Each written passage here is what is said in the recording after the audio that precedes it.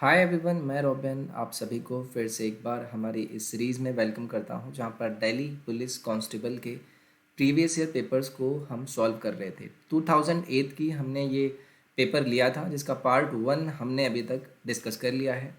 Description में आपको part one का लिंक मिल जाएगा, कंप्लीट प्लेलिस्ट का भी आपको डिस्क्रिप्शन में लिंक मिल जाएगा। आप वहाँ पर जाकर बाकी के पार्ट्स को देख सकते हैं।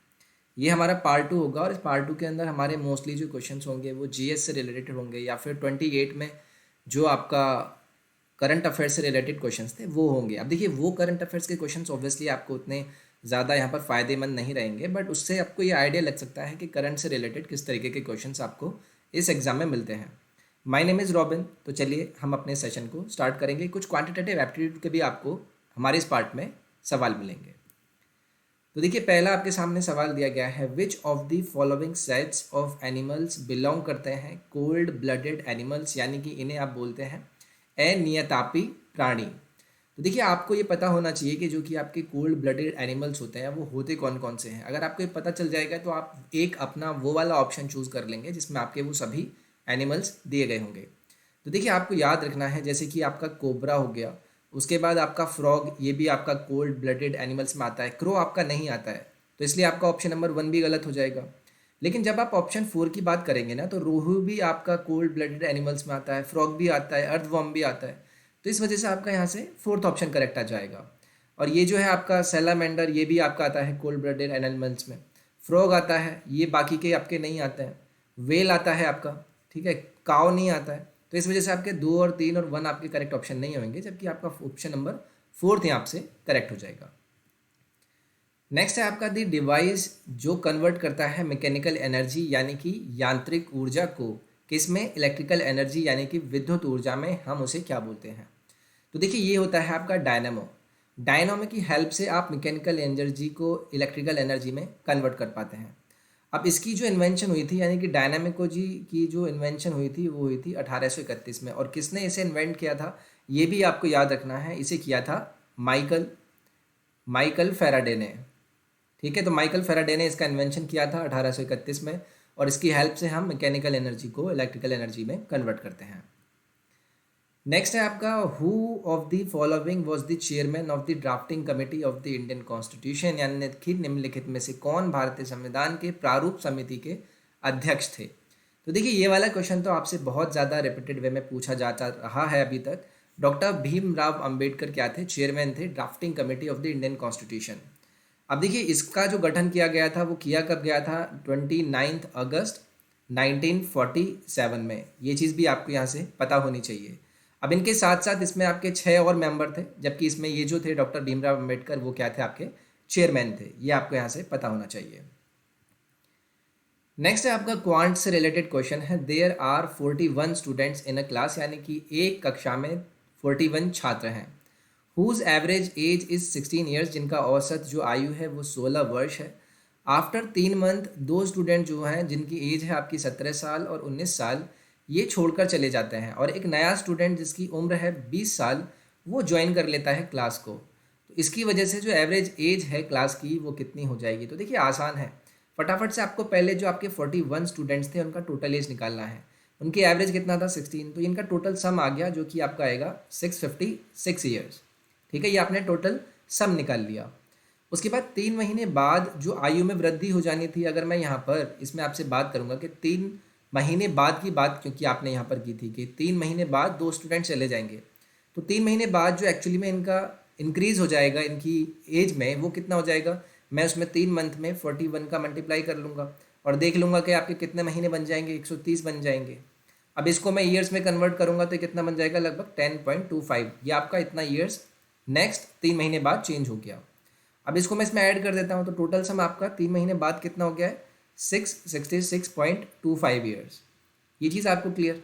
अब आपने क्या किया है, इस टाइम के बाद दो बच्चे जिनकी उम्र कितनी है, 17 और 19, ये छोड़कर चले जाते हैं, और 20 साल का एक लड़का आ जाता है। यानी कि 17 और 19 ये तो लोग आपके छोड़कर गए। सम कितना हो गया, ये आपका लगभग लगभग, और इसमें से आपका 20 वाला ऐड आ गया, यानी कि इन दोनों का सम कितना हो जाएगा, 36, और इसमें आपका 20 वाला आ गया, यानी टोटल डिफरेंस आपका कितना हो गया, ये हो गया आपका +16 का, यानी कि -16 का। यानी -16 का जो अंतर आया है वो आपको यहाँ पर माइनस करना होगा। इसमें से माइनस आप 16 माइनस कर दीजिए, कितना बचेगा ये आपका? ये बचेगा आपका 650.25। अब बच्चे कितने बचे हैं? 2 चले गए, 1 आ गए, यानी कि 40 हो गए। तो बस ये आपको एवरेज दे देगा। 40 से आपका यहाँ पर पॉइंट लगा लीजिए, 4 से आप काटेंगे तो कितना आएगा? 16.26। ये आपका नया एवरेज हो जाएगा। तो यानी कि आपका ऑप्शन कौन सा करेक्ट हो जाएगा? 16 वर्ष से अधिक तथा 20 से कम, यानी कि ऑप्शन नंबर 3 आपका यहाँ से करेक्ट होगा। नेक्स्ट है आपका capitalist economy is a system, जो कि प्रमोट करता है, यानी कि पूंजीवादी अर्थव्यवस्था पद्धति किसको बढ़ावा देती है? कैपिटलिस्ट इकोनॉमी की आपके यहाँ से बात करी गई है। तो देखिए, जो आपकी कैपिटलिस्ट इकोनॉमी यानी कि पूंजीवादी अर्थव्यवस्था होती है, वो फ्री इंटरप्राइज एंड कंपटीशन को क्या करती है? बढ़ावा देती है। यानी कि लोग आराम से आ सकते हैं, अपने कंपटीशन में पार्टिसिपेट करते हैं, और इसी को हम क्या नाम देते हैं? कैपिटलिस्ट इकोनॉमी, पूंजीवादी अर्थव्यवस्था, जो कि बाजार की जो पावर होती है ना, उसके द्वारा इसे चलाया जाता है। इसकी जो मुख्य आपकी विशेषता होती है वो क्या करती है? जो आपके फ्री आपके इंटरप्राइज होते हैं या फिर कंपटीशन होता है, इसको ये बढ़ावा देने का काम करते हैं। तो ऑप्शन नंबर 4 आपका यहाँ से करेक्ट हो जाएगा। नेक्स्ट है आपका which country won the maximum number of medals in 2008 Olympics. तो देखिए, हाल फिलहाल में जितने भी आपके स्पोर्ट्स इवेंट होते रहते हैं ना, तो उन न्यूज़ को आप एक बार देख कर रखिएगा। 2008 में ओलंपिक आपका पूछा गया था कि भाई कौन से कंट्री ने सबसे ज़्यादा मेडल्स जीते थे यहाँ पर। तो ये आपका क्या आंसर था इसका? उस टाइम पर यूएसए ने जीते थे। नेक्स्ट है आपका who of the following did not win medal in 2008 Beijing Olympics. तो देखिए, इंडिया के जो पार्टिसिपेंट थे उनके आपको यहाँ पर नाम दिए गए हैं। निम्नलिखित में से वो आपको बताना है कि जिन्होंने मेडल नहीं जीता था। तो देखिए, ये आपको तभी पता होना चाहिए हो जाएगा कि भाई जब जिसने जीता है। तो करंट इवेंट से आपको ध्यान रखना है, उस टाइम पे अखिल कुमार ने नहीं जीता था, जबकि अभिनव बिंद्रा, विजेंद्र कुमार और सुशील कुमार ने आपके मेडल्स जीते थे। नेक्स्ट है आपका who among the following is not a cabinet minister in India. तो देखिए, हाल फिलहाल में आपके जो भी कैबिनेट मिनिस्टर पोस्टेड हैं उन सभी के बारे में देख कर रखना है कि भाई उनको कौन सा मंत्रालय दिया गया है और किस चीज़ का कार्यभार उनको दिया गया है। तो उस टाइम के ये एमएलएस थे, उसमें से पूछा गया कि कौन सा नहीं था, तो बाकी 3 आपके होंगे। और इसमें जो एक्चुअली में आपका करेक्ट आंसर होगा वो आपको उसके हिसाब से बताना होगा, जो कि आपको अभी करंटली आपको ये देख कर रखना पड़ेगा। नेक्स्ट है time taken by the car while travelling 81 kilometre at 10 metre per second. तो देखिए, आवर्स में आपको बताना है, बस आपको सिंपल सा आंसर पता होना चाहिए। भी मैंने आपको अगर स्पीड की बात करी है, वो आपको कितनी दी गई है? 10 मीटर पर सेकेंड। आपको क्या करना है? इसको अपना किलोमीटर प्रति घंटा में कन्वर्ट करने के लिए आप क्या कर सकते हैं? इसे 18/5 से मल्टीप्लाई कर सकते हैं। तो कितना हो गया आपका? 36 किलोमीटर पर आवर। अब टाइम कितना लगा है? समय बराबर कितना होता है? दूरी कितनी है आपकी? 81/4, वो कितनी है? 36। अब 9 से 9 बार चला गया, 4 बार चला गया, नहीं 9/4, यानी कि ये आपका कितना हो जाएगा? 2 घंटे 15 मिनट। 2 घंटे 15 मिनट आपका आ जाएगा। 15 मिनट कैसा है? 2 बार तो पूरा चला जाएगा, उसके बाद 1/4 बचेगा। और घंटे में कितने होते हैं? 60 मिनट से कितना हो गया आपका? 15, यानी 2 घंटे 15 मिनट आपका यहाँ पर टाइम हो जाएगा। When is police commemoration day observed, यानी कि पुलिस स्मरणोत्सव दिवस कब मनाया जाता है? तो देखिए, इस टाइप के जो फेमस आपके डेज हैं और ख़ास तौर से पुलिस से रिलेटेड जो हैं वो आपको याद रखने हैं। पुलिस से रिलेटेड एग्जाम है तो पुलिस से रिलेटेड आपको फैक्चुअल डिटेल्स इस टाइप की पता होनी चाहिए। तो इसे मनाया जाता है, देखिए आपका 21 अक्टूबर को। याद रखेंगे, पुलिस कमेमोरेशन डे को आपको ऑब्जर्व किया जाता है 21 अक्टूबर को। नेक्स्ट है विच of the following 4 groups of members constitutes the electoral college for electing the vice president of India. तो देखिए, अलग अलग आपके इलेक्टोरल कॉलेज यानी कि ऐसे निर्वाचन मंडल होते हैं जो कि किसी एक बड़े व्यक्ति को, यानी कि जैसे कि वाइस प्रेसिडेंट या प्रेसिडेंट, इनको इलेक्ट करने के लिए भागीदार होते हैं। तो इस क्वेश्चन का आपका आंसर हो जाएगा कि सभी मेंबर जो कि दोनों हाउसेस पार्लियामेंट के होते हैं, ये आपके रिस्पॉन्सिबल होते हैं उपराष्ट्रपति के चुनाव के लिए। ठीक है, तो ये आपको याद रखना है कि all members of both houses, यानी कि संसद के दोनों सदनों के सभी सदस्य आपके इसके निर्वाचन मंडल में आते हैं। नेक्स्ट है आपको यहाँ पर पूछा गया है there were a total of 28 handshakes at the conclusion of party. If every person present in the party shook hands with every other person, then total number of person present was। तो देखिए, एक party में समाप्त होने पर कुल 28 बार हाथ मिलाए जाते हैं। यदि पार्टी में उपस्थित प्रत्येक व्यक्ति अन्य सभी व्यक्तियों से हाथ मिलाता है तो पार्टी में शामिल व्यक्तियों की संख्या आपको ज्ञात करनी है। तो ये बहुत ही आसान सा क्वेश्चन है। आपको यहाँ पर NC2 की वैल्यू कुल मिलाकर 28 बार दी गई है, ये आपको पता होना चाहिए। अभी NC2 का अर्थ क्या होता है? ये होता है आपका n n-1 अपॉन 2 और इसकी वैल्यू आपका कितना आ जाएगा 28 के इक्वल। अब यहाँ पर जो आपसे पूछा गया है वो n का वैल्यू पूछा गया है, ऑप्शन से पुट करके देख लीजिए। 8 पुट करके देखता हूँ, यहाँ पर 8 रखूँगा तो आपका 4 हो जाएगा, 8 माइनस 1 कितना हो जाएगा 7, यानी 7 इंटू 4 आपका कितना हो जाएगा 28 हो जाएगा, जो कि आपको 8 का वैल्यू करेक्ट यहाँ से बता देगा। Which of the following is equivalent of Canada, Chile and Germany. तो देखिए निम्नलिखित में से कौन सा कनाडा, चिली तथा जर्मनी के समान है। अब ऑब्वियसली आपको उनका एरिया वाइज थोड़ा सा आइडिया होना चाहिए, ठीक है, थोड़ा सा कॉम्प्लिकेटेड क्वेश्चन है, बट थोड़ा अगर आपको मैप का आइडिया है तो आप बोल पाएंगे। वैसे इसका करेक्ट आंसर है आपका Singapore. Which of the following statements is correct. निम्नलिखित स्टेटमेंट में बताना है कि कौन सा आपका स्टेटमेंट सही है। The temperature increases from the equator towards the pole, ये बिल्कुल गलत है। पोल की तरफ जाने के साथ साथ जो टेम्परेचर होता है वो क्या होता है, घटता है, ठीक है। उसके बाद the atmospheric pressure decreases from the equator towards the pole, ये भी आपका गलत है।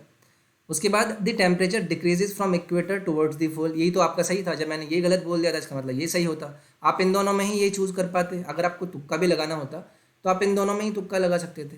यहाँ पर जो आपका करेक्ट आंसर हो जाएगा वो कौन सा हो जाएगा, ऑप्शन नंबर 3। नेक्स्ट है आपका the term apartheid is refer to, यानी कि रंगभेद शब्द का जो संबंध है वो किससे है। ऑब्वियसली ये तो आपको सभी को पता होगा कि देखो रेसियल जो डिस्क्रिमिनेशन होता है, यानी कि नस्लों में जो भेदभाव होता है, उसमें ही अपार्थाइड वाला वर्ड यूज़ किया गया था। हमारी अफ्रीकन हिस्ट्री में हमें इससे देखा था, जिसे हम रंगभेद से रिलेट करते हैं। तो ये आपका ऑप्शन नंबर 1 आपका यहाँ से करेक्ट हो जाएगा। Jaundice is a disease of, तो पीलिया जो है वो किस अंग का रोग है, ये आपसे यहाँ पर पूछा गया था। तो ये आपका लिवर का डिजीज़ है, लिवर का ये आपका रोग है। तो यहाँ पर आपका ऑप्शन नंबर 1 करेक्ट हो जाएगा। नेक्स्ट है a man can row 1 kilometre upstream in 20 minutes and downstream in 15 minutes. तो स्पीड बता दीजिए करंट की। तो देखिए बहुत ही आसान सा क्वेश्चन है।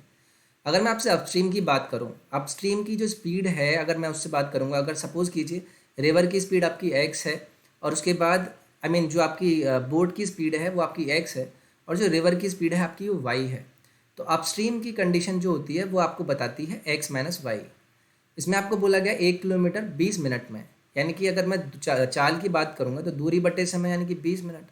अब इसको अगर मुझे किस में कन्वर्ट करना हो, आवर्स में कन्वर्ट करना हो, तो मैं इसे बोल दूंगा कि भाई आप इसको क्या कीजिए 60 से डिवाइड कर दीजिए।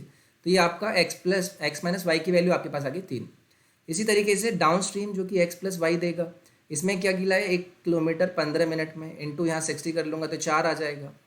अब देखिए यहाँ पर x प्लस वाई की वैल्यू आपके पास 4 है, x माइनस वाई की वैल्यू 3 है। करंट की स्पीड पूछी है तो 4 माइनस 3 यानी कि 1/2 होगी आपकी किलोमीटर प्रति घंटा में, और ऑप्शन नंबर 4 आपका यहाँ से करेक्ट हो जाएगा। नेक्स्ट है a man started a business with an investment of 5,000। उसको लॉस होता है 10% का in the first year, profit 10% का और 20% का सेकेंड और तीसरे ईयर में। नेट प्रॉफिट बताना है तीसरे साल के अंत में। देखिए बहुत ही आसान सा क्वेश्चन है। आपको अगर परसेंटेज यूज़ करना आता है तो आप इसको बहुत ही आसानी से कर लेंगे। उसके पास 5,000 रुपये थे, ठीक है। उसको क्या पहली कंडीशन में क्या होता है, लॉस होता है 10% का लॉस, यानी कि 90/100 में बोल सकता हूँ इसका टोटल का। सेकेंड ईयर में उसको 10% का प्रॉफिट यानी कि 110 वैल्यू हो गई है। अब थर्ड ईयर में 20% का प्रॉफिट यानी कि ये आपका 120 हो गया। अब इस वैल्यू को आपको सिंप्लीफाई करना था। ये आपका 6 और 5 के रूप में कट जाएगा, ये आपका 11 और 10 के रूप में कट जाएगा, ये आपका 9 और 10 के रूप में कट जाएगा, ये आपका 2 0 यहाँ से मैं कट कर सकता हूँ, 5 से मैं इसे कट कर दूँगा, ये 10 हो जाएगा। यानी कि 10 इंटू 9 इंटू 11 इंटू 6, अगर यूनिट डिजिट भी आप देखेंगे तो कितना हो जाएगा, यहाँ पर ये 9 यानी कि 4 आपका लास्ट में आएगा।